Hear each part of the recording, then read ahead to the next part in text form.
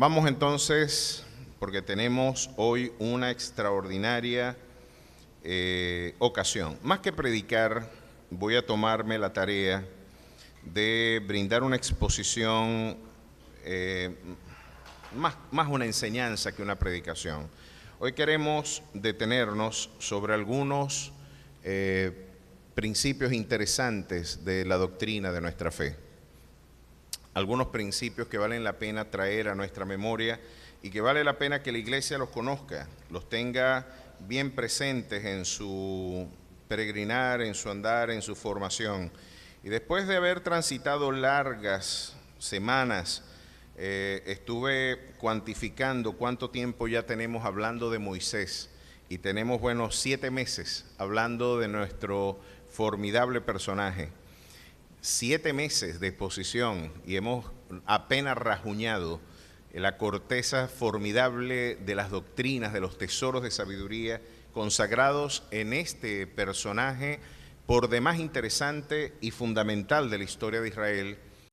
Podemos decir el fundador de la dimensión litúrgica, ceremonial, civil, a través de lo que el Señor delegó a través de su liderazgo y magisterio.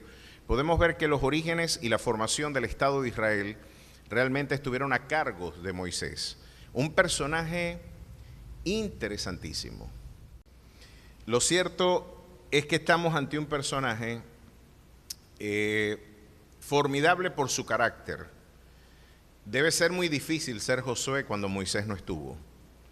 Y usted se imagina el carácter, el temple, la fortaleza de carácter que tuvo que tener un hombre como Moisés para poder dirigir, orientar, apacentar a un promedio de 2,5 millones de personas en un desierto frente a contingencias extraordinarias, la logística que se necesitaba para el mantenimiento de ese formidable campamento de 2,5 de personas, 2,5 millones de personas involucradas pues en un éxodo, en un peregrinar transnacional, pues nos está hablando de un personaje que debe ser objeto de una consideración especial.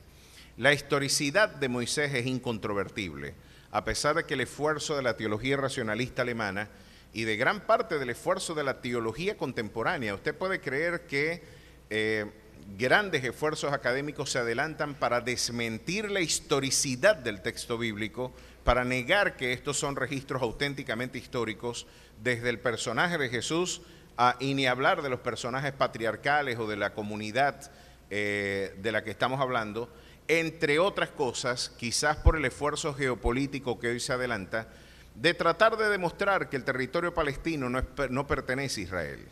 Quizás el esfuerzo de la UNESCO, que hace muy poco tiempo dijo de que no existía ningún tipo de anclaje o paralelismo, o más bien demostración histórica de la presencia de Israel en tiempos antiguos.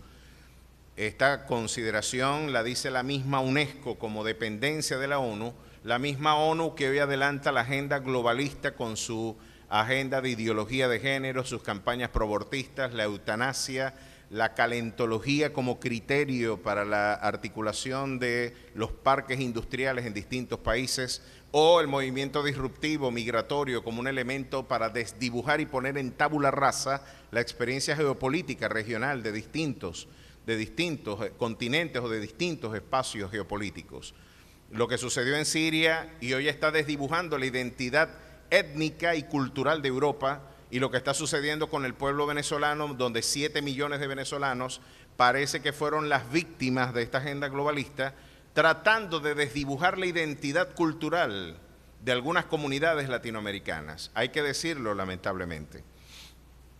Parece que el esfuerzo es tratar de desarraigar los aspectos de identidad, de la mismidad histórica de los pueblos, para promover una suerte de Estado supranacional desde la cual se pueda gobernar el mundo, ¿verdad? Más allá de la participación del Estado o de las burocracias de cada Estado.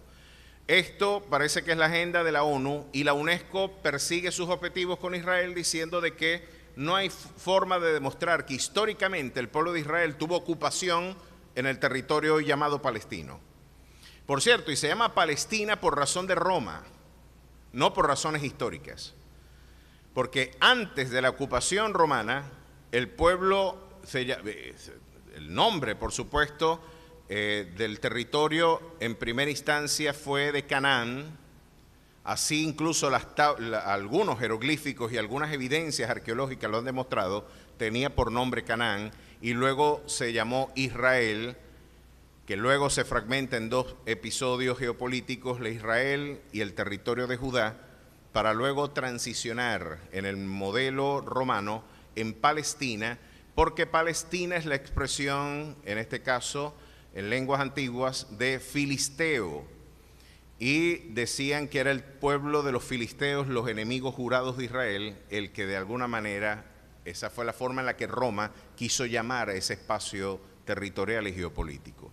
Pero en realidad todos sabemos que claro que hay paralelismos históricos con la Biblia y lo que hoy nos relata la geopolítica. Es formidable la historia de Israel y fue formidable su origen con la vida de Moisés.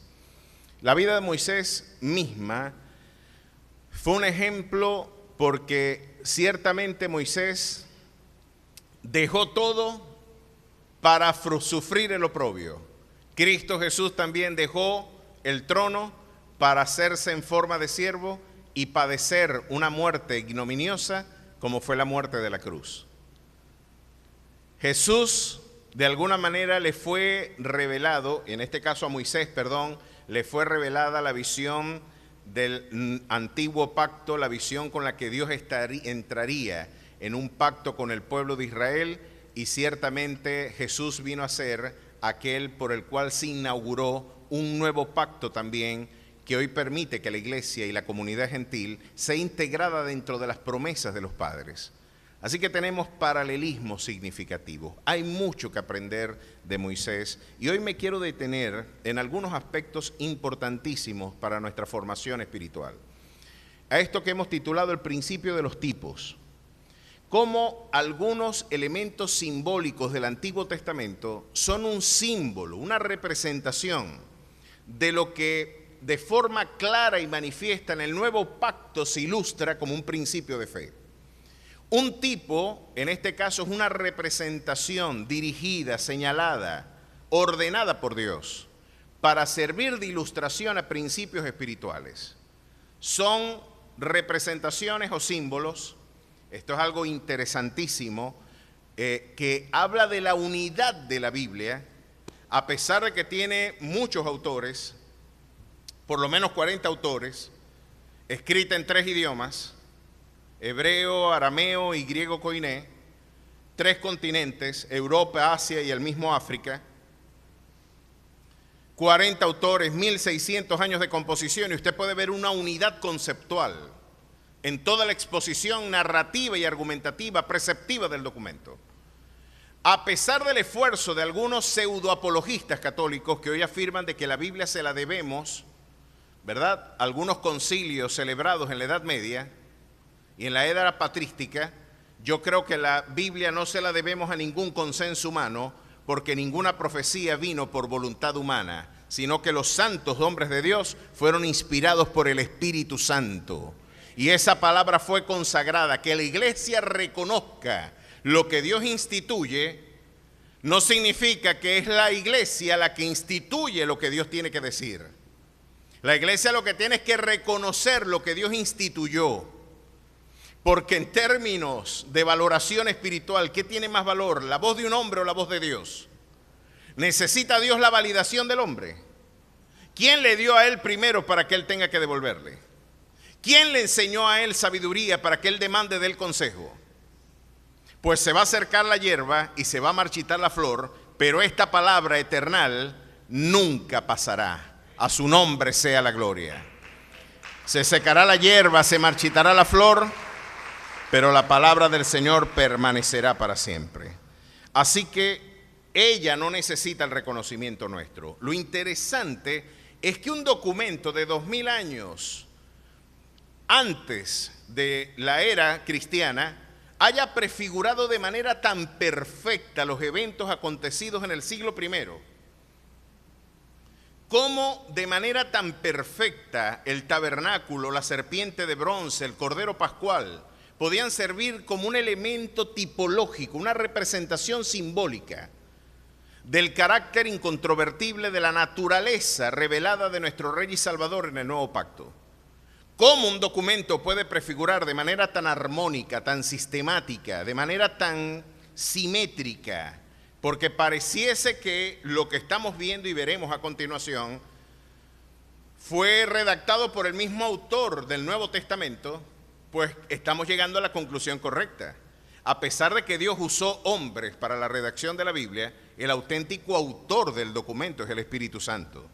Así que si tiene un solo autor, y por eso usted puede ver la unidad expositiva, la unidad y la sistematicidad de sus ideas, que no dependen de un consenso, de un concilio, no dependen de ni siquiera de nuestro parecer. Esa palabra providencialmente, de ser de origen divino, Dios está comprometido a preservarla y a mostrar su unidad sustancial. Pues este principio de los pactos, este principio de los tipos, viene a ilustrar y prefigurar esto mismo.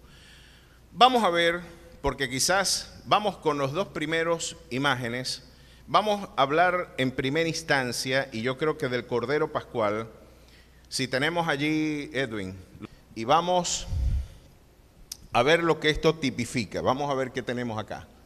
Pero si usted observa en 1 Corintios 5, 7, nuestro autor nos recordará algo muy interesante. 1 Corintios 5, 7 nos recuerda: limpiaos pues de la vieja levadura, para que seáis nueva masa sin levadura, como sois, porque nuestra Pascua, que es Cristo, ya fue sacrificada por nosotros. Ahora, fíjense lo que está diciendo Pablo, ¿no? Que Cristo es la auténtica expresión de la Pascua, aquella que de forma litúrgica, ceremonial, dentro de la ordenanza mosaica se tenía que observar. Nos están diciendo que el cumplimiento fiel de esa ordenanza se concretó plenamente en la muerte, en la vida, encarnación, servicio y muerte, resurrección de nuestro Rey y Salvador Jesucristo. ¿Dónde podemos encontrar el paralelo bíblico de la Pascua? Si usted me acompaña, por favor, a Éxodo capítulo 12, usted va a encontrarse allí con la descripción de lo que era la Pascua. El capítulo 12 es algo extenso, tendremos que trabajar porque más que una predicación, quiero presentar esto como una enseñanza, para que ustedes puedan ver la armonía. Oye, esto lo escribió Moisés 2000 años antes de que Jesús naciese. ¿Cómo esto puede ser un paralelo tan simétrico y tan ordenado de la voluntad y de lo que preceptivamente Dios nos enseña? Habló Jehová a Moisés y a Aarón en tierra de Egipto diciendo: este mes me os será principio de meses para vosotros, será el mes primero de los meses del año. Hablad a toda la congregación de Israel diciendo: en el 10 de este mes, tómese cada uno un cordero según las familias de los padres, un cordero por familia. Es interesante que es un cordero, no varios corderos. No nos está hablando la Pascua como dimensión preceptiva, increíblemente, de un cordero. Y es que un cordero basta también para nuestras vidas. Cristo es suficiente. Así como aquel cordero bastaba para una familia, Cristo viene a ser la satisfacción plena para nuestra justicia, porque en Cristo nosotros estamos completos. A su nombre sea la gloria. Un cordero, no varios corderos. No necesitamos más redentores. No necesitamos unas alternativas de salvación. Es uno solo el cordero que puede quitar el pecado del mundo. Tenemos una descripción interesante allí. El animal será sin defecto, macho de un año, lo tomará de las ovejas o de las cabras, y lo guardaréis hasta el día 14 de este mes, y lo inmolará toda la congregación del pueblo entre Israel, del pueblo de Israel, entre las 2 tardes. El animal tiene que ser perfecto, pues la Escritura nos dice de que Cristo Jesús fue tentado en todo, pero sin pecado. Y que Dios de alguna manera había presentado a Cristo Jesús como una ofrenda perfecta ante su presencia. No había en él mancha, no había en él iniquidad. Él fue el Cordero de Dios que quitó el pecado del mundo, así lo afirmaba Juan el Bautista. El Cordero de Dios que quita el pecado del mundo, aquel que anticipaba de alguna forma lo que, o más bien prefiguraba, o era la manifestación plena de lo que estaba prefigurando la celebración de la Pascua para el pueblo de Israel. Este Cordero Pascual, este único Cordero, porque no necesitamos más, así como aquellos corderos eran perfectos para hacer ofrenda ante la presencia del Señor, Él también se está presentando ante nuestras vidas y ante el Padre como una ofrenda perfecta para la gloria de Dios Padre. Fue tentado en todo, pero no se halló en él pecado. A su nombre sea la gloria. ¿Pueden ver cómo Él es el Cordero de Dios?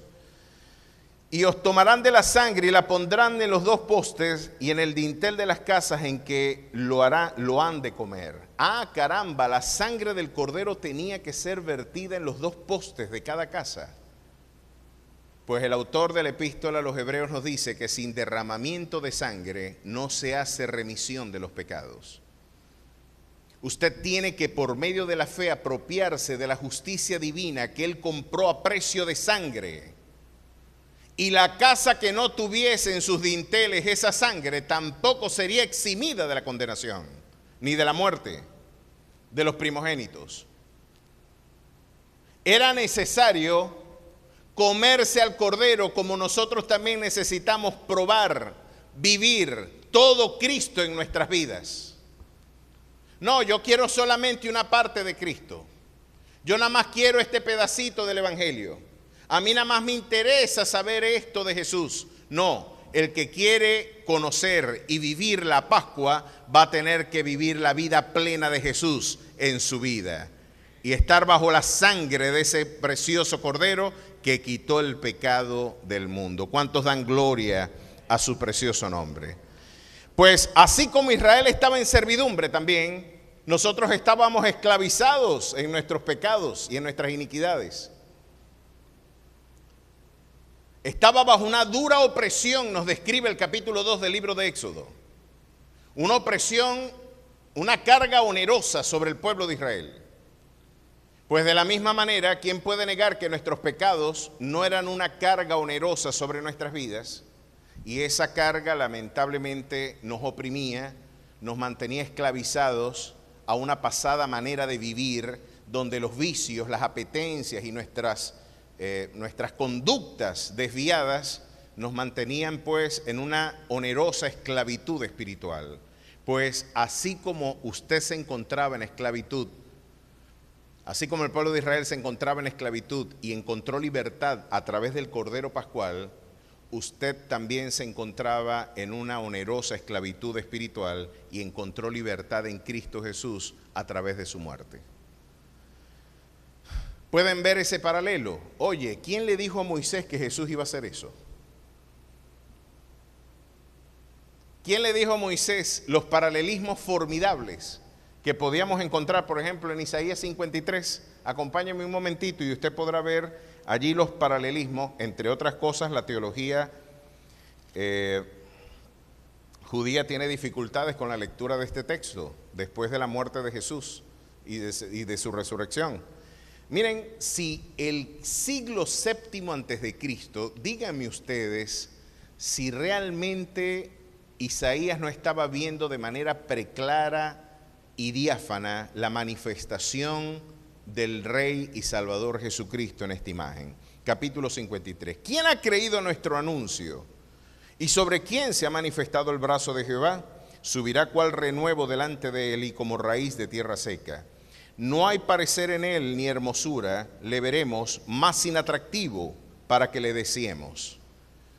Quizás nos están presentando aquí un Jesús que no era muy atractivo en términos sociales, en términos quizás estéticos, pero sin duda alguna ha sido el hombre más hermoso y el Dios más sublime que ha pisado, sin duda alguna, el único Dios humanado que tabernaculizó en medio nuestro y a través de su muerte y resurrección nos dio vida eterna. Pero miren esto: despreciado y desechado entre los hombres, varón de dolores, experimentado en quebranto, y como que escondimos de él el rostro, fue menospreciado y no lo estimamos.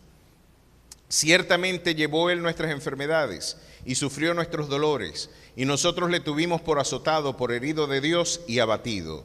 Mas él herido fue por nuestras rebeliones, molido por nuestros pecados. El castigo de nuestra paz fue sobre él, y por su llaga fuimos nosotros curados. ¿Qué les parece? Todos nosotros nos descarriamos como ovejas, cada cual se apartó por su camino.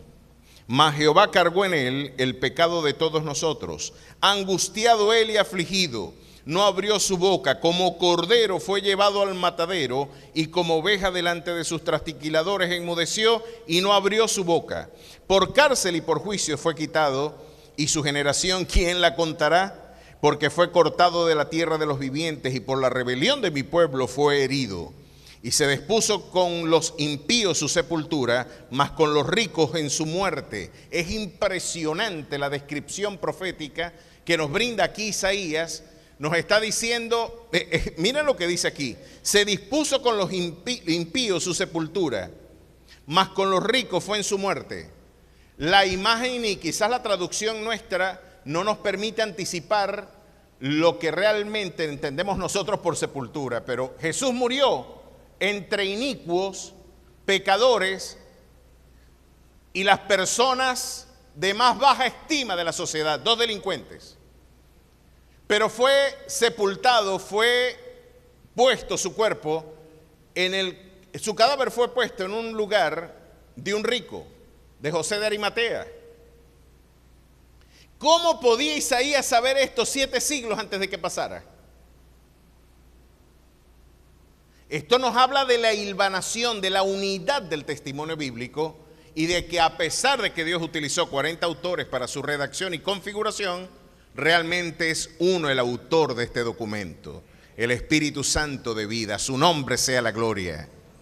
Miren qué interesante: aunque nunca hizo maldad ni hubo engaño en su boca. Así como el Cordero Pascual era perfecto, él también fue perfecto en su conducta, en su vida y en su proceder. Con todo esto Jehová quiso quebrantarlo, sujetándole a padecimiento. Cuando haya puesto su vida en expiación por el pueblo, verá linaje, vivirá por largos días, y la voluntad de Jehová será en él, en su mano prosperada. Verá el fruto de la aflicción de su alma y quedará satisfecho. Por su conocimiento justificará mi siervo justo a muchos, y llevará las iniquidades de todos. Por tanto, yo le daré parte con los grandes, y con los fuertes repartirá despojo, por cuanto derramó su vida hasta la muerte y fue contado con los pecadores, habiendo él llevado el pecado de muchos y orado por los transgresores. Dios eterno. Esta es una descripción literal de la historicidad del que vive y reina por los siglos de los siglos. A su nombre sea la gloria.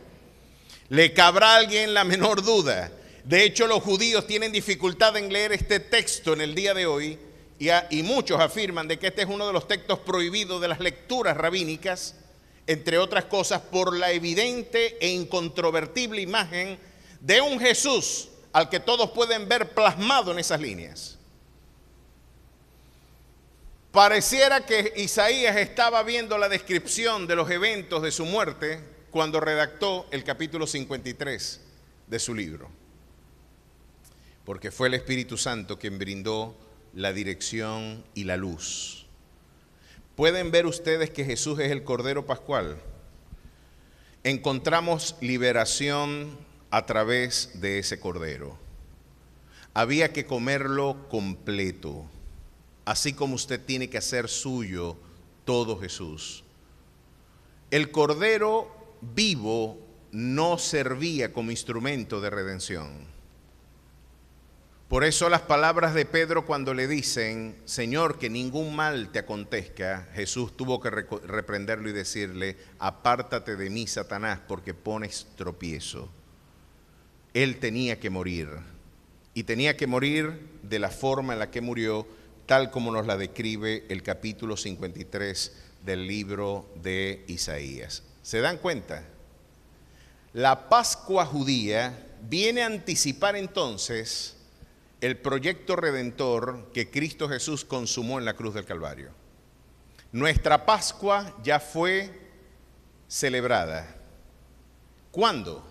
Cuando Él murió, cuando Él presentó una ofrenda perfecta, cuando Él fue molido por nuestras rebeliones y el castigo de nuestra paz fue sobre Él. Y por su llaga nosotros hemos sido curados. Ahora, ¿tiene algún sentido que yo observe hoy la Pascua? ¿Tiene algún sentido de que yo sacrifique un cordero para ofrendar por mis pecados y presentarlo y asarlo y comérmelo con la familia y poner sangre en los dinteles, en el poste, en el dintel de nuestra casa? ¿Tendría eso sentido observarlo cuando ya aquello solamente era sombra de lo que había de venir? Pues la insistencia del movimiento judaizante en querer retornar a los orígenes ceremoniales de toda esta estructura mosaica son el testimonio claro de la apostasía que este movimiento traduce. Es negar la eficacia de la muerte redentora de Jesús. Si yo tengo que volver a esos rudimentos litúrgicos, a los aspectos ceremoniales, ninguna de las sangres de los animales, de los machos cabríos, podrían de alguna manera ser una ofrenda completa por mis pecados ante la presencia del Señor. Pero en Cristo Jesús fue muy distinto. Su ofrenda fue acepta. Y cuando dijo consumado es, hoy podemos decir lo que el apóstol Pablo le dijo a Roma. Y le dijo a la iglesia de los romanos: donde abundó el pecado, sobreabundó la gracia de nuestro Dios, porque ya nuestra Pascua fue sacrificada. ¿Cuántos dan gloria a nuestro Dios? Que somos eximidos del juicio por esa sangre que Él ha puesto en el dintel de nuestros corazones. Vemos entonces cómo la vida y el peregrinar de Israel se tradujo en una ilustración muy didáctica de lo que luego tendría fiel cumplimiento en Cristo Jesús. Vamos a ver otra imagen, Números 21, la serpiente de bronce.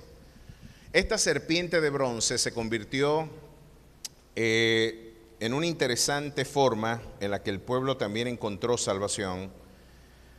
Había una necesidad, había dolor en el campamento y fue necesario la intervención divina que de alguna manera nos vino a recordar cómo el Señor daría solución a nuestra crisis.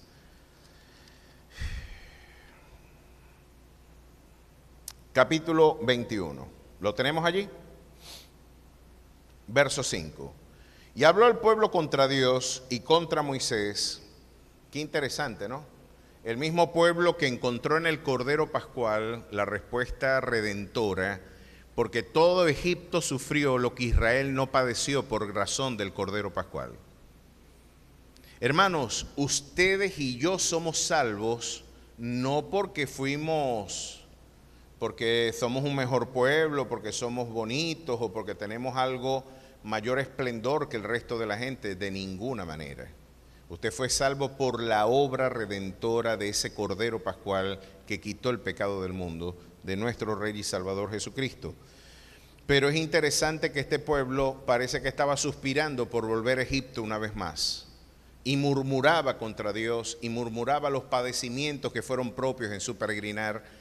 Para ustedes y para mí se hará ineludible tener que afrontar dificultades, privaciones y quebrantos como peregrinos y advenedizos de este mundo. Porque ha sido necesario, y decía Santiago en su epístola, en el capítulo 1, verso 2, de que teníamos que padecer, y este fue uno de los aspectos que de alguna forma el pueblo de Israel resentía en la providencia divina. Pero ¿por qué, si Dios nos llamó, nos ha traído a este desierto? ¿Cuál es la razón de nosotros, si Dios nos convocó, si Él dijo que iba a ser nuestro proveedor, por qué afrontamos hambre, sed, muerte, dolor y aflicción?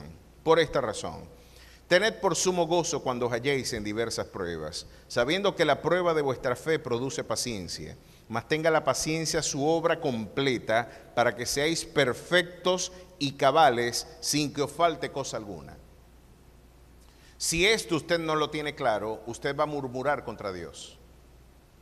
si usted no tiene claro cuál es el horizonte didáctico, pedagógico, formativo del dolor, de la aflicción, del quebranto, de las pruebas que usted afrontará en su peregrinar espiritual, usted quizás, al igual que Israel, empezará a murmurar y a decir: yo allá en Egipto comía cebolla, yo allá comía porros y comía carnes y se nos salía hasta por las narices el poder comer bien, yo como que tenía mejores experiencias que las que hoy vivo, yo como que mejor me voy para Egipto una vez más. Y quizás algunos podrán tener nostalgia de Egipto por no entender lo que Deuteronomio capítulo 8 nos enseña. ¿Cuál era el motivo por el cual Dios permitió el tránsito de Israel por esas aflicciones? Verso 2 del capítulo 8. Y te acordarás de todo el camino por donde te ha traído Jehová tu Dios estos 40 años en el desierto, para afligirte, para probarte, para saber lo que había en tu corazón, si habías de guardar o no sus mandamientos. Aquí hay una razón por la que Dios está permitiendo que usted sea afligido y probado. Dios quiere saber si realmente tu corazón es recto ante su presencia. Cuando estás sujeto a presión, ¿qué sale de ti? Si usted destripa, presiona una naranja, ¿qué le va a salir? Jugo de naranja. Si usted exprime un limón, limón. Si usted exprime aceitunas, ¿qué va a salir? Aceite.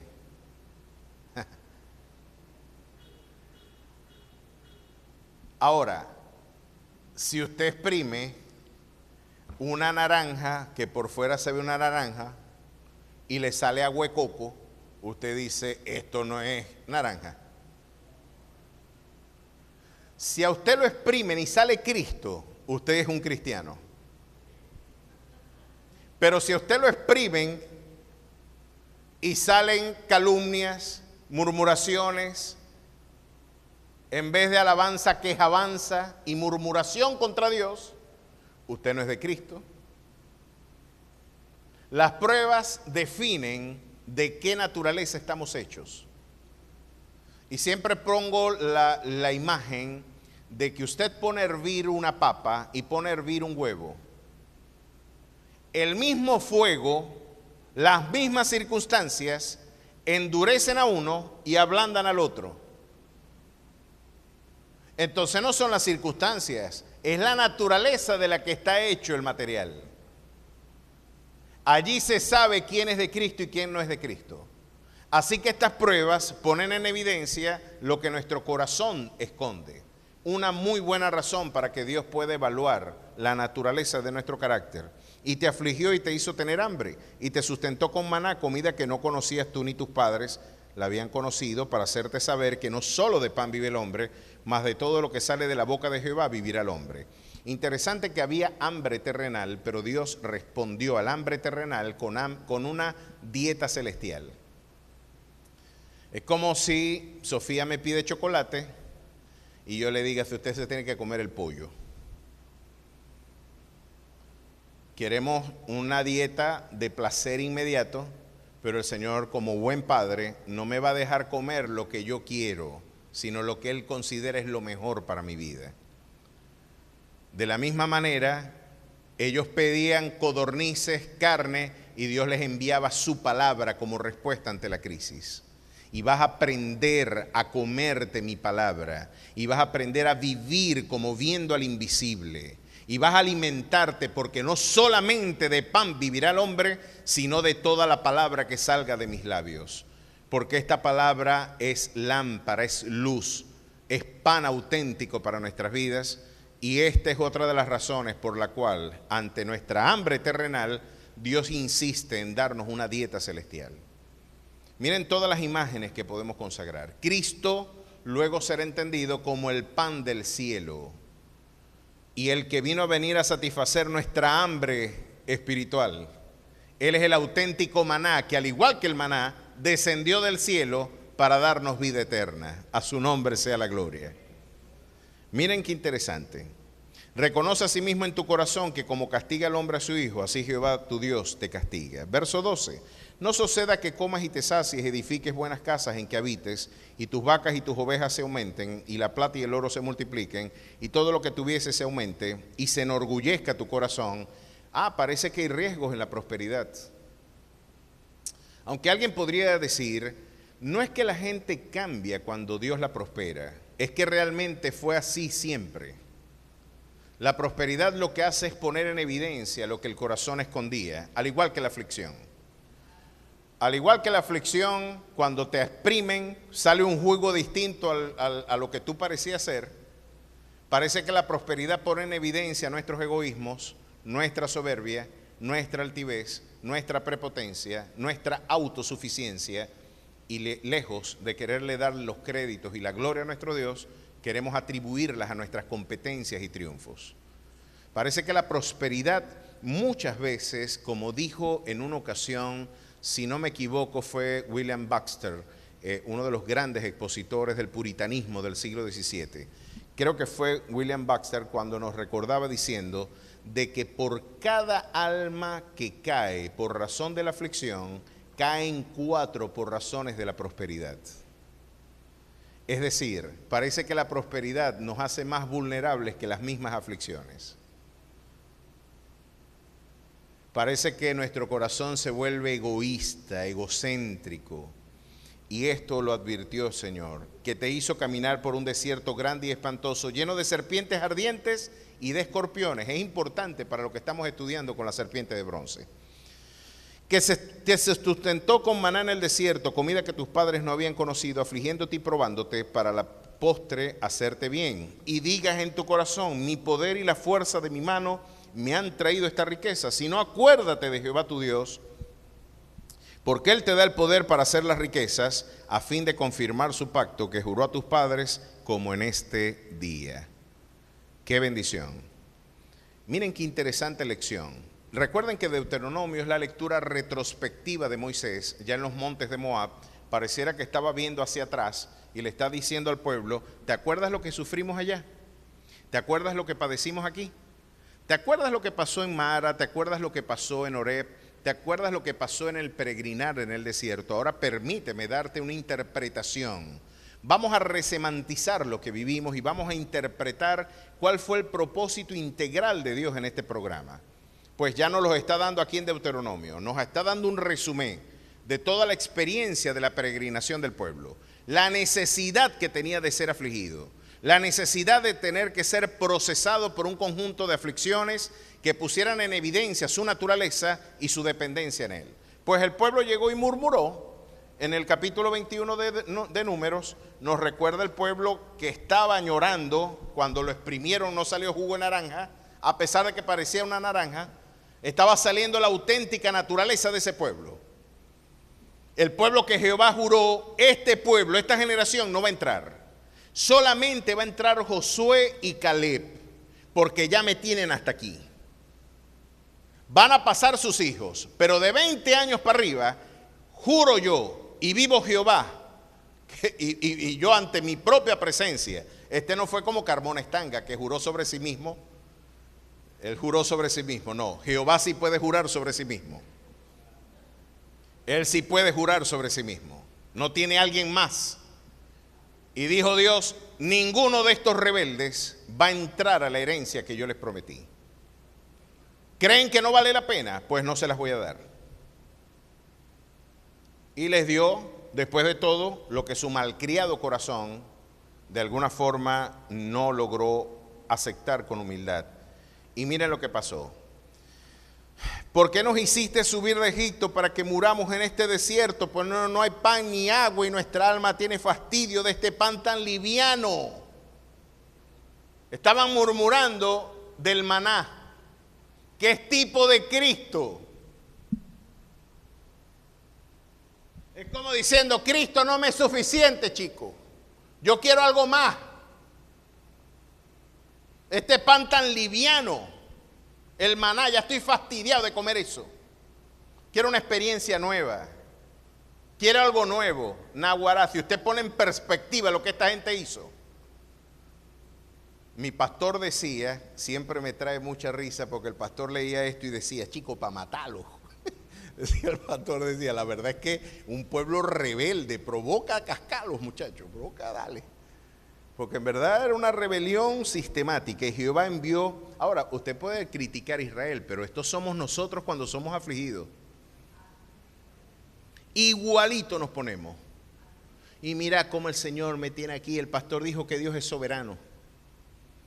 Esto me trae más problemas porque después de todo es el mismo Dios que me aflige el que me va a dar la respuesta. ¿Por qué no me envía la respuesta de inmediato? ¿Por qué me hace padecer innecesariamente? ¿Por qué me hace padecer esta hambre y sed en un desierto terrible y espantoso? Para hacerte saber que no solamente de pan vive el hombre, sino de toda la palabra que salga de los labios de Jehová. A su nombre sea la gloria. Aliméntate, bautízate, llénate con esa palabra. Dios no te va a dejar quieto hasta que tú no aprendas a comer su comida.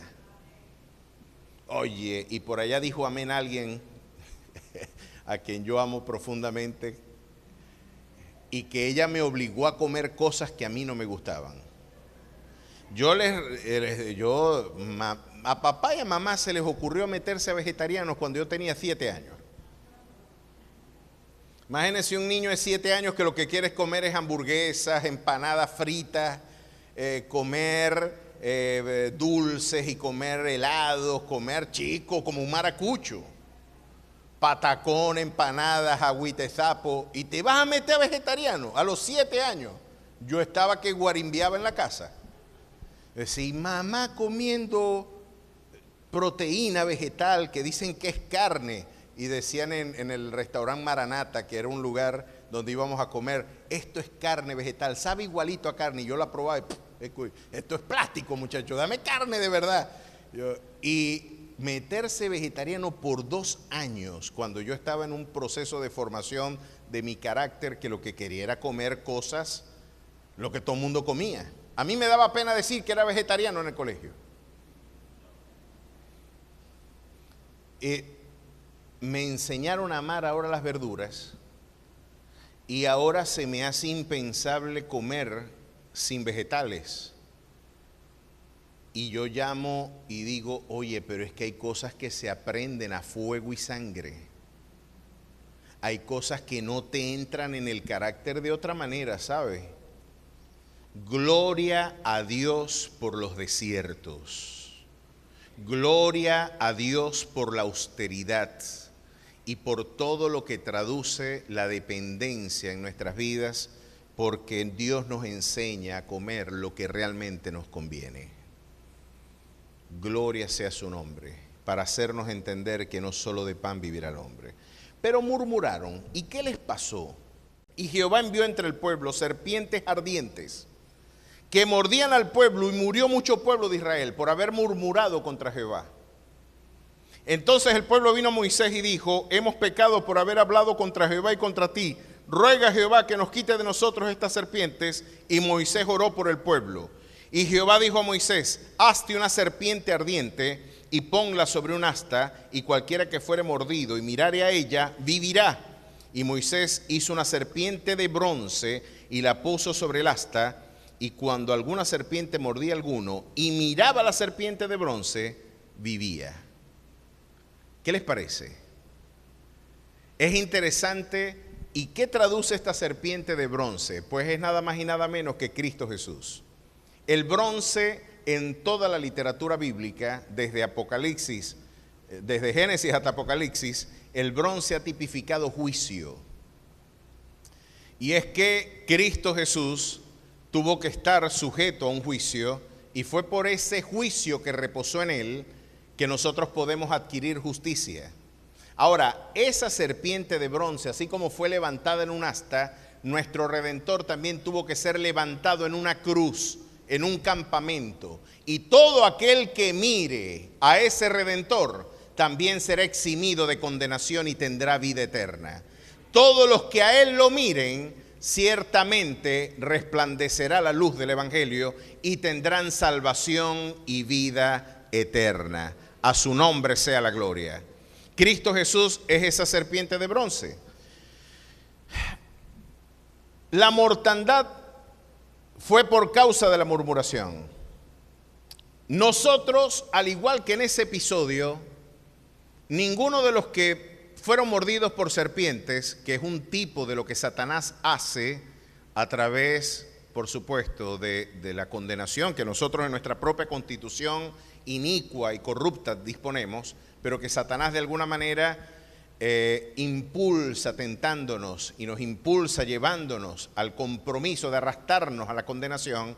Esa serpiente antigua que viene de alguna manera a lesionar la condición del hombre y de su historia, de alguna manera fue ciertamente vencida por esa serpiente de bronce que fue levantada en el campamento y que de alguna manera nos enseña algo interesante. No había que hacer nada para poderse salvar.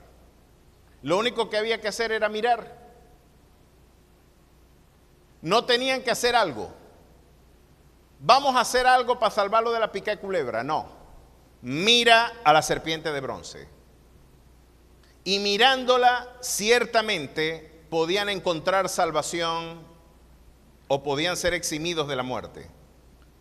Podían ser sanados de manera sobrenatural, y no era a través de una ofrenda, no era a través de limosnas, no era a través de penitencias, no era a través de una peregrinación, no era a través de un pacto con el hace, no era a través de buenas obras, era solamente mirando con fe al autor y consumador de nuestra esperanza. ¿Cuántos están mirando a Jesús? ¿Cuántos, al igual que el pueblo de Israel, también fueron quizás lesionados con una mordedura mortal que indefectiblemente nos llevaba a la muerte? Esa mordedura era el pecado que estaba lesionando nuestra integridad. Pues en Cristo Jesús, al igual que esa generación de rebeldes que a lo mejor también murmuró contra Jehová, encontró salvación solamente mirando a esa serpiente de bronce. Hoy usted y yo podemos encontrar gratuitamente la misma terapia de redención si usted mira claramente a Cristo Jesús. ¿Cuántos quieren mirar y peregrinar como viendo al invisible? Mire a Jesús y usted encontrará vida eterna. ¿Cuántos dan gloria a su nombre? ¿Se dan cuenta? ¿Quién puede negar que este libro no lo escribió la misma persona? Ahora vamos a ver cuántos minutos, ay mi madre, ya me quedan. Esto quedó sin duda para la próxima semana, pero quiero dejar el prólogo. ¿Podemos extender el cable? Vamos a extender el cable para que usted vea una de las más formidables experiencias también.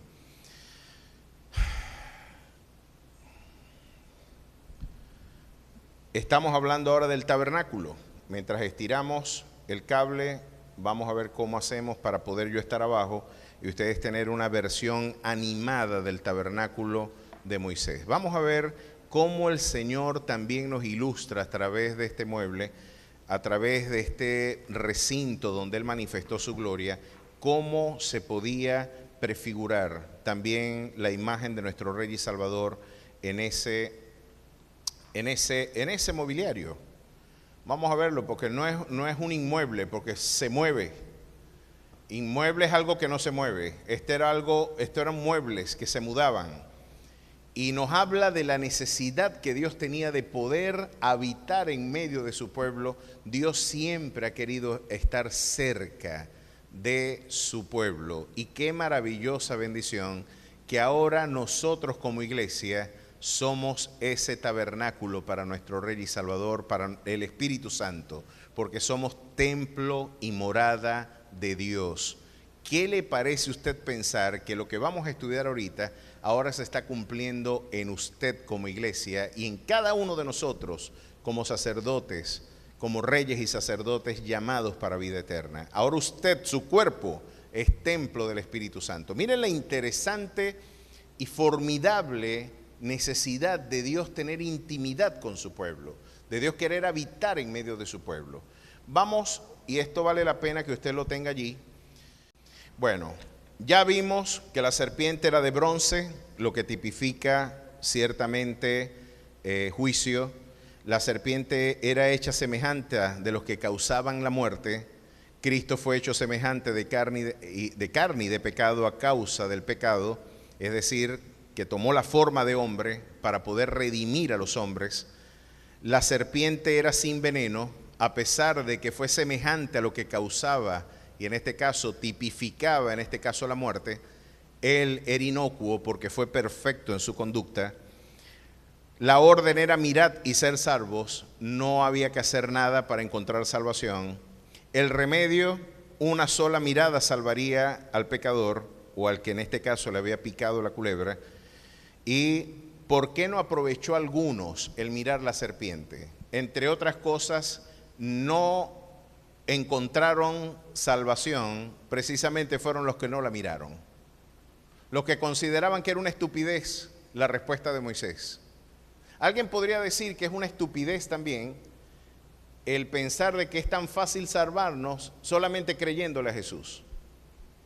Alguien podría decir, pero no es mejor que yo camine de aquí hasta las ánimas de Guasari. No me da mayor crédito a mí o mayor seguridad. Después de todo tengo un activo que demostrarle a Dios. Mira lo que yo hice. Mira, ya yo hice varias cosas que deberían merecerme la salvación. No han entendido el programa redentor los que así piensan. No hay nada que usted haga que pueda satisfacer las demandas de la justicia divina. Porque hasta lo mejor nuestro, nuestra justicia, nuestro mayor esplendor, el profeta Isaías decía, yo lo veo, lo que tú consideras es lo mejor tuyo, como un trapo de inmundicia. ¿Sabe lo que es eso? Una toalla sanitaria usada. Porque nuestra naturaleza corrupta hacía imposible que nuestras obras se presentasen como una ofrenda agradable y acepta ante el Señor. Fue la ofrenda de Jesús, la del Cordero Pascual perfecto, la que Dios sí aceptó para nuestra justicia, y usted tiene que mirar a esa serpiente de bronce, a Cristo Jesús levantado en la cruz. No era el asta, había que mirar a la serpiente, como no hay que mirar a la cruz, sino al crucificado. Usted tiene que mirar a ese Jesús para que encuentre salvación y vida eterna. Ese sencillo acto bastará, porque con Cristo estamos completos. ¿Cuántos dan gloria a su precioso nombre? Celebre y aplauda la grandeza de su Dios.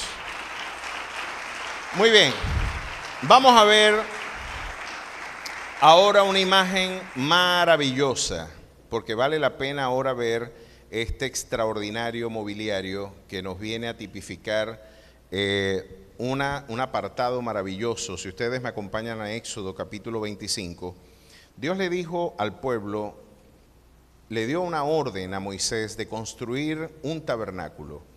Ese tabernáculo vendría a tipificar o vendría a representar para el pueblo el deseo de Dios querer habitar en medio del pueblo que había convocado, llamado y redimido de la opresión egipcia. Ahora no solamente le bastaba ser el Dios de ese pueblo, tener una columna de nube de día para protegerlos de la insolación y una columna de fuego en las noches para alumbrar su camino, para protegerles. Dios deseaba, yo quiero más, quiero vivir en medio de ellos. Y mandó a hacer un tabernáculo. Vamos a ver si ese tabernáculo lo tenemos allí. Ya lo tenemos ahí, Edwin, animado. Vamos a verlo. Fíjense el campamento, ¿no? Los campamentos, cómo estaban dispuestos. Vamos a ver si por acá también lo vemos. Ok. Ahí tenemos, ese es el tabernáculo. Esa era la tienda de campaña del Señor. Y Él dijo, yo quiero ser uno de ustedes más. Imagínense el deseo de nuestro Dios de querer tener proximidad con su propio pueblo. No me bastaba, yo no veo esto presente en ninguna de las divinidades a lo largo de la religión comparada en largos siglos de experiencia etnográfica, antropológica, de historia de las religiones. Esto que decía C.S. Lewis es algo formidable de la espiritualidad judeocristiana. ¿Cuál es el elemento distintivo del judeocristianismo? Y decía C.S. Lewis que quizás el aspecto distintivo del judeocristianismo es la gracia. A ninguna divinidad se le ocurriría que el pago de la justicia del pueblo era el mismo Dios. Es decir, todos los dioses demandaban sacrificios. Todos los dioses demandaban un sacrificio vicario, sustitutivo, para sustituir, para aplacar la ira de los dioses, y los dioses del Olimpo y las comunidades mesoamericanas hacían lo mismo. Aquí ofrecían vidas humanas como ofrenda ante sus divinidades. De hecho, cuando Hernán Cortés llega a las costas mexicanas, habían genocidios auténticos emprendidos en esas pirámides que hoy son objeto de peregrinación turística. Esas pirámides se llenaban de sangre. Mel Gibson se metió en problemas cuando hizo la película Apocalipso, porque despertó algunos resentimientos de la teología liberal latinoamericana, entre ellas la de Enrique Dussel, que afirmaba de que esa mismidad pagana mesoamericana debería ser la espiritualidad propia de nuestros pueblos. Como hoy abogan por la espiritualidad de María Leonza, que el Señor la reprenda. Cuando esas divinidades lo que están esperando es sacrificios humanos para brindar satisfacción a las demandas de divinidades paganas e infernales. Lo curioso de nuestra fe es que la ofrenda era el mismo Dios que demandaba sacrificio. Esa gracia, ese sacrificio redentor, nunca usted lo verá en la historia de otras religiones. La gracia es como si el juez dijera: tu pena es pena de muerte, pero tranquilo, yo voy a tomar tu lugar. Y el juez se baja del podio, se quita el traje de juez, se pone el de preso y asume la condenación del que él mismo condenó. Eso es un escándalo. Por eso mirar a la serpiente de bronce hoy parece algo inverosímil, porque la cruz es escándalo y locura para el mundo. Sin embargo, no hay otra forma de salvarse. Tenemos que mirar a Jesús. Pero este Dios sigue escandalizándonos porque quiere tener intimidad con el pueblo. Quiero habitar en medio, me quiero mudar para tu barrio, chico, quiero vivir donde tú vives. Yo quiero estar contigo. Es que te amo tanto que hasta me quiero mudar para donde tú estás, pues. Este era el Dios que se revela a través de ese tabernáculo. Miren qué maravillosa imagen. Miren qué interesante. Si ustedes ven ese tabernáculo, ese era el cerco de lino, todas esas cortinas que tipifican santidad, la santidad divina, la santidad de nuestro Dios. Pero miren, esas cortinas blancas de lino tipifican la santidad de nuestro Dios. Y es que realmente sin santidad nadie podrá mirar a nuestro Dios. Es absolutamente necesario que usted se acerque a Él con limpia conciencia, al igual que lo que de alguna manera impide que nosotros podamos accesar a su presencia es la contaminación de nuestras iniquidades. Pero es interesante el cerco, eso que ustedes ven alrededor, el patio, es lo que se conoce como atrio. Los atrios eran el patio donde se ofrecían los sacrificios. A lo que David dice: yo preferiría estar un día en ese patio que 1000 fuera de ellos. Lo que está diciendo es que yo quisiera, aunque sea, estar en el patio de tu casa. Ni siquiera está hablando de dentro del lugar santísimo, el lugar santo, no. Hasta en el patio mismo yo prefiero estar un día que 1000 fuera de ellos. En ese lugar se cantaba, en ese lugar se elevaba adoración pública ante el Señor. En ese lugar los sacerdotes, el pueblo, ofrecía en este caso las ofrendas por su pecado, y era la forma en la que públicamente, de alguna manera, el ejercicio sacerdotal se podía exponer ante el pueblo. Habían lugares donde solamente el sacerdote, el sumo sacerdote, podía entrar una vez al año, que era el lugar santísimo, ya lo veremos, y no podía entrar sin sangre. Ese lugar era el lugar que tipificaba la misma presencia de Dios, el lugar santísimo. Miren lo interesante de esto. Aquí podemos ver, pero ese primer cuadrito que ven allí, abajo de donde dice atrio, es el altar de bronce. Un altar de bronce, y los materiales que se usaron para confeccionar este tabernáculo fueron materiales extraordinarios. ¿Por qué el mobiliario fue hecho con madera de acacia y con oro? Madera de acacia y bronce. Pues la madera de acacia es una madera incorruptible. Era una madera del desierto. Era la única que se encontraba en el camino. Pero tenía la particularidad de que era incorruptible. ¿Ha usted tratado de clavar un clavo en un curarío en una vera? Esos árboles que están sujetos a duras contingencias también tienen buena madera. Ni el comején les cae, se les cae la plancha. No pueden echarle diente ni al comején. Pues de la misma manera, esa madera incorruptible traduce la naturaleza humana incorruptible de nuestro Señor. Muchos dicen que ese primer mueble que ustedes tienen allí, el altar de bronce, era de madera de casi de bronce, porque el bronce tipifica juicio. Allí era donde se ofrecían los sacrificios. Y ese era el lugar que el Señor encendió con su propio fuego. Encendió ese fuego, fue encendido por el mismo Jehová. Cuando hablamos de fuego extraño en el altar de Jehová, estamos diciendo algo que no procede de Dios, está siendo incorporado en el culto. Porque el único que puede encender eso es la misma presencia del Espíritu. No queremos nada del hombre presente allí, solamente queremos lo de Dios presente en él. ¿Se están dando cuenta? Ahora, fíjense esas rampas para llegar a ese altar, ¿no?, de bronce, nos hablan de que era el principal mobiliario, porque para poder entrar a ese recinto se tenía que ofrendar una ofrenda de sacrificio. Se dice que era el mueble más grande de todo ese mobiliario, que todos los demás muebles cabían dentro de él, porque la obra más grande que Jesús hizo también fue morir por nuestra justicia y haber sido molido por nuestras rebeliones, y el castigo de nuestra paz fue sobre él. Cuando usted ve el esplendor, la estatura del tamaño de la obra de Jesús, ciertamente la que él consumó cuando fue objeto de la ira de Dios es la que se tipifica en ese altar de bronce, porque Cristo Jesús también estuvo sujeto a dolor y padecimiento, al igual que las ofrendas tenían que ser consumidas para satisfacer la justicia divina. Nuestro Rey y Salvador fue consumido por la ira divina, al punto de llegar a afirmar diciendo: Dios mío, ¿por qué me has desamparado? Porque Dios estaba haciendo en Jesús, estaba reposando sobre sí mismo la ira que debía reposar sobre nosotros. Dios se hizo a sí mismo objeto de su ira. ¿Puede usted pensar en un amor mayor? El altar de bronce es el tipo de la ofrenda sacrificial, y sin la cual usted no podía entrar a ese recinto previamente. Veamos entonces, es el inicio. No podemos entrar tampoco a la presencia de Dios sin el sacrificio de Jesús.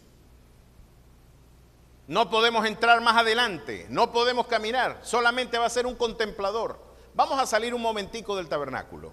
Si usted no quiere entrar a ese lugar, uno de los materiales que fueron empleados en la confección del tabernáculo, las pieles menos hermosas eran las que estaban sobre la cubierta del tabernáculo, las pieles de tejón. Así, si un averiguador dice: ¿y qué hay para allá, pues? Dice, venía y se asomaba y decía: ¿qué hay para allá? Y dice: pues eso no es muy bonito. Porque estaba viendo solamente las pieles de tejón.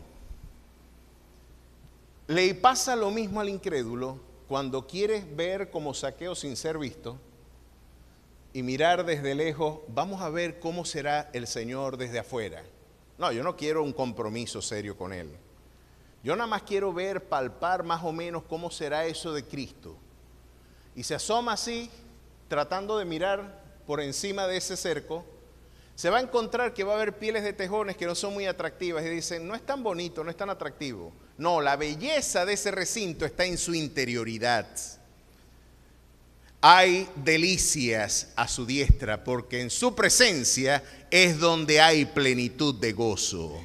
A su nombre sea la gloria. Usted tiene que entrar en su presencia, tiene que pasar a través de la puerta que es Cristo, porque por esa puerta que fue abierta, Él es la puerta por la cual nosotros podemos entrar al reino también. Pasar por el altar de bronce y hacer propio el sacrificio de la cruz. Y después de afrontar distintas estaciones que Él también cumplió en justicia para nosotros, es que usted podrá entrar al lugar santísimo y palpar la hermosura de la santidad de Jehová. No mire a Dios desde lo lejos, mire a Dios desde adentro. Mire a Dios y haga lo propio, porque si usted quiere ser un contemplador solamente, usted quizás no va a tener la mejor percepción del Dios al que nosotros adoramos. Tenemos entonces, vamos a ver qué otros espacios. Vamos al lavacro, el lugar donde se lavaban los sacerdotes. Interesante, esto ya el tiempo se nos acaba. Y creo que solamente quiero dar una perspectiva general. El domingo que viene me voy a concentrar en este aspecto y usted verá punto por punto. Vamos a servirlo a manera de introducción. Vamos a dar un panorama general. Hoy, como les dije, más que una predicación, es una exposición. Y me interesa que ustedes vean cómo estos elementos tipológicos son elementos que prefiguran de manera anticipada lo que Cristo Jesús traduce en vocabulario nuevo testamentario. ¿Pueden ver a Jesús en el tabernáculo? ¿Pueden ver claramente la imagen de su gloria, de su obra? Pues el altar de bronce. El lavacro fue una suerte de fuente hecha con espejos de mujeres consagradas. Eran espejos que servían y tipificaban la palabra de Dios, donde se había el lavamiento ceremonial de los sacerdotes para poder pasar al lugar santo. Este otro recinto era el siguiente paso para contemplar los aspectos litúrgicos que Dios había demandado al pueblo a través de Moisés. Pero no puedes entrar allí sin lavarte antes previamente, y ese lavacro es un tipo de la palabra de Dios. Ese lavacro es el espejo donde nosotros podemos ver reflejada nuestra conducta y que de alguna manera nos permite entender, oye, yo voy a poder hacer lo correcto y poder peregrinar haciendo lo que Dios demanda de mí si yo me observo realmente en ese lavacro, y a través del agua gloriosa de su Santo Espíritu nosotros podemos ser lavados ceremonialmente para el sacerdote. Pero nosotros sabemos que cotidianamente tenemos que acercarnos para la remisión de nuestras transgresiones y también para la admisión y reconocimiento de que nos hemos equivocado y que necesitamos diariamente abrevar de la fuente gloriosa de salvación. Ese lavacro viene a ser el antecedente previo para el lugar santo, que es este lugar que están viendo allí. Vamos a ver si yo lo veo mejor desde acá. Tiene 3 muebles allí. El altar de incienso, que también era de madera de acacia y de oro. Y en ese altar se quemaba el incienso, que es tipo de las oraciones de los santos.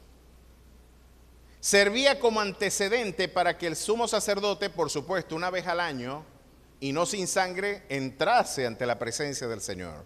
Pero ese mueble es un tipo, en este caso a través del incienso, como nos lo describe el capítulo 5 y 6. El capítulo 5 de Apocalipsis son las oraciones de los santos que suben ante la presencia del Señor.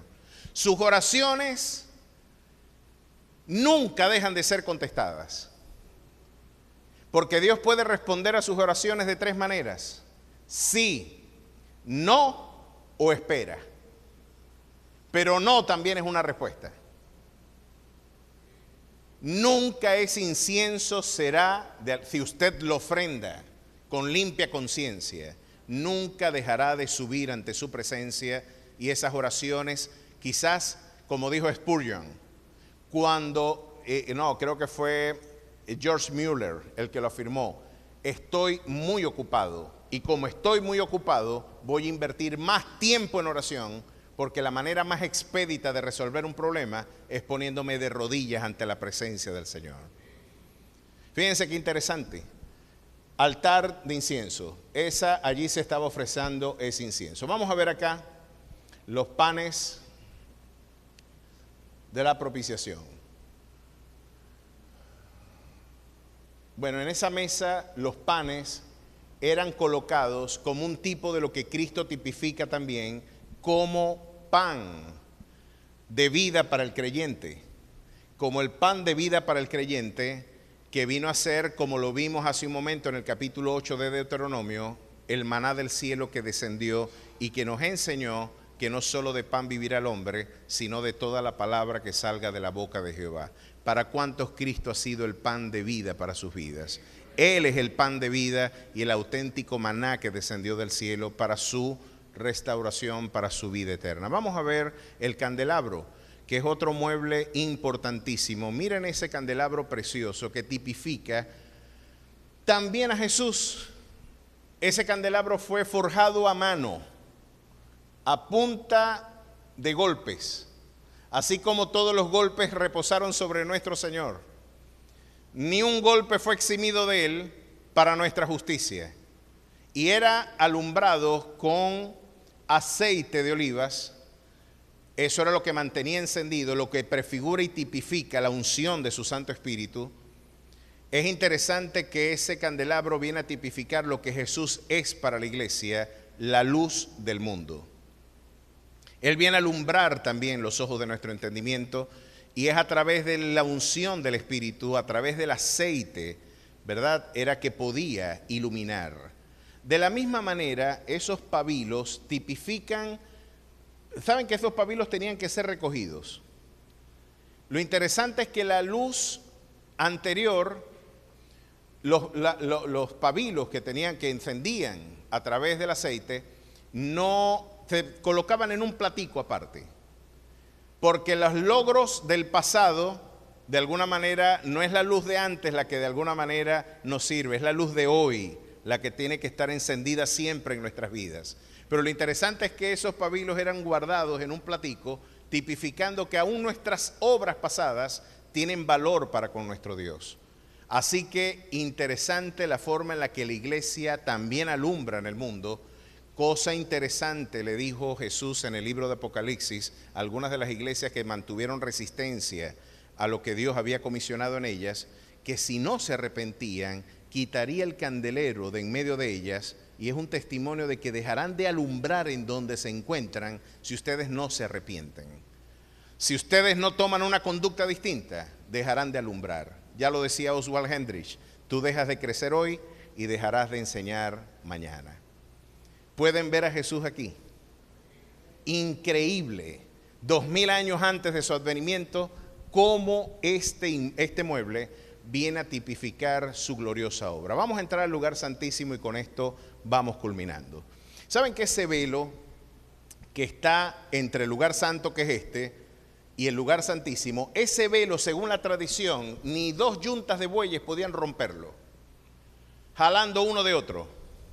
Según la tradición, ni dos yuntas podían romperlo, pero cuando Cristo Jesús gritó, consumado es, ese velo se rasgó de arriba hacia abajo, y lo que viene a decirnos el Señor a través de esta ilustración es que ahora Él abrió un camino expedito por el cual usted puede entrar ante la misma presencia del Rey y Salvador y encontrar el oportuno socorro para el tiempo de su necesidad. Ahora lo que nos distanciaba, a su nombre sea la gloria.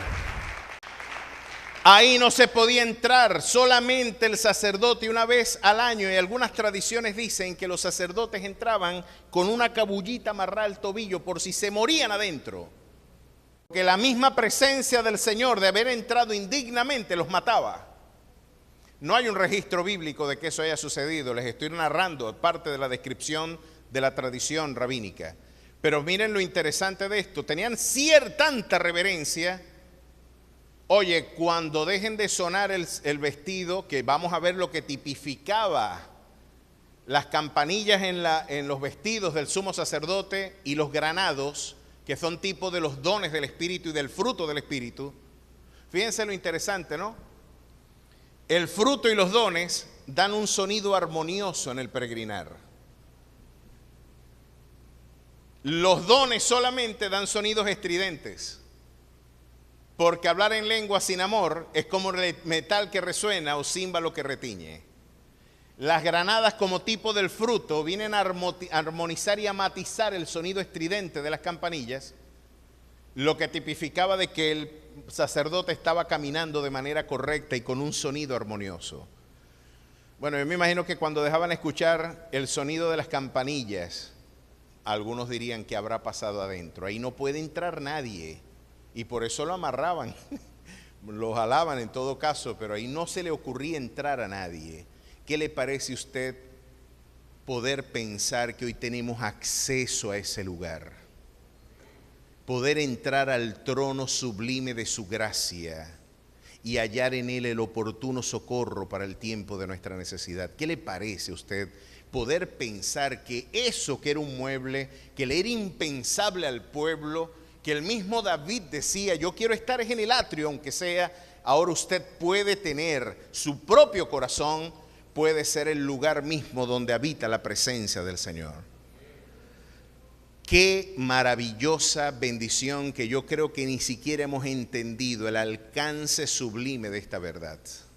Ese lugar que era el mueble más santo, porque estaba en el lugar santísimo, el arca del pacto y y en este caso en él estaba recluido, dentro de él, una muestra del maná que tipifica a Jesús como pan de vida, la vara de Aarón que reverdeció, que tipifica la resurrección de Jesús, porque la vara de almendro es el primer árbol que florece en primavera, lo que nos viene a decir que Jesús fue la primicia de la resurrección, y también las tablas de la ley de Moisés estaban recluidas en ella.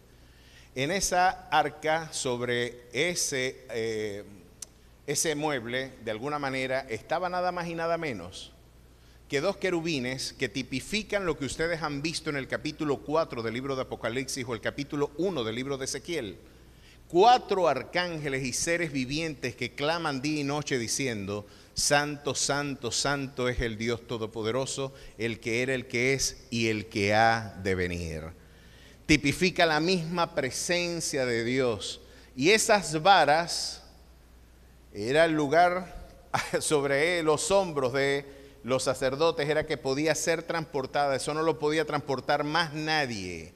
La gente que Dios había elegido para ese propósito. Muchos comentaristas dicen, no se le ocurra murmurar de los que tienen ese peso sobre sus hombros. Según algunos historiadores y algunos comentaristas dicen que se le hacían huecos en los hombros de llevarlas por el peso que tenían que tener sobre ellos.